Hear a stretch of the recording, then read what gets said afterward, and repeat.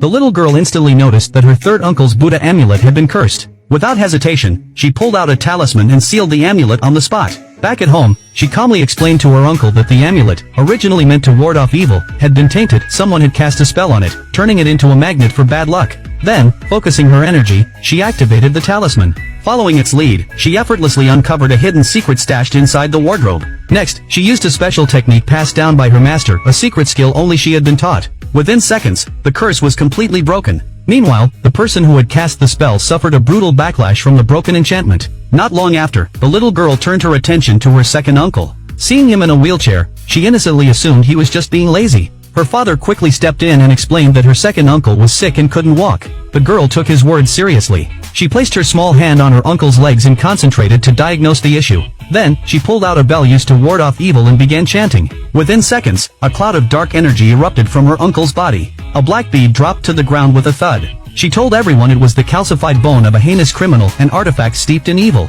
The dark energy trapped inside had been suppressing her uncle's legs. With no time to waste, she pulled out her heirloom silver needles and inserted one into his leg. Amazingly, within just 5 seconds, her uncle's legs were completely healed. Turns out, this little girl wasn't just anyone, she was a Taoist prodigy. By the time she was 5.5, she had already mastered all the ancient spells and secret techniques of her sect. But there was a catch: she had an insatiable appetite. Every day, she needed to eat 1,000 pounds of snacks and 500 divine pills. Her master simply couldn't afford to feed her anymore. So, in desperation, her master faked a breakdown, crying in front of her and claiming he had gone bankrupt. He told her he had finally found her real father, a wealthy man still alive and well. But the clever little girl instantly saw through his lies. She knew he was just trying to send her down the mountain. She made a few demands before leaving, but her master, reading her mind, beat her to it. He pulled out the sect's sacred evil warding bell and handed it to her. Seeing that she only got one artifact, the girl burst into tears. Sighing, the master gave in and handed over the heirloom silver needles as well. Then, the cunning girl pointed at the sect's treasured sword and asked why they were keeping it if they were so broke.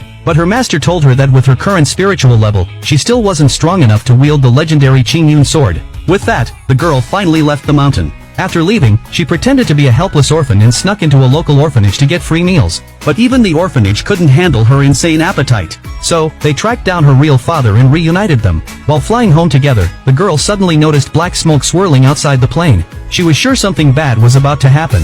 She immediately told her father, but he just smiled, thinking she was anxious because it was her first flight. Then, lured by snacks, the girl wandered off. That's when chaos erupted. A group of hijackers stormed the plane. What they didn't expect, though, was that this tiny girl knew serious magic. In just 3 seconds, she single-handedly took them all down.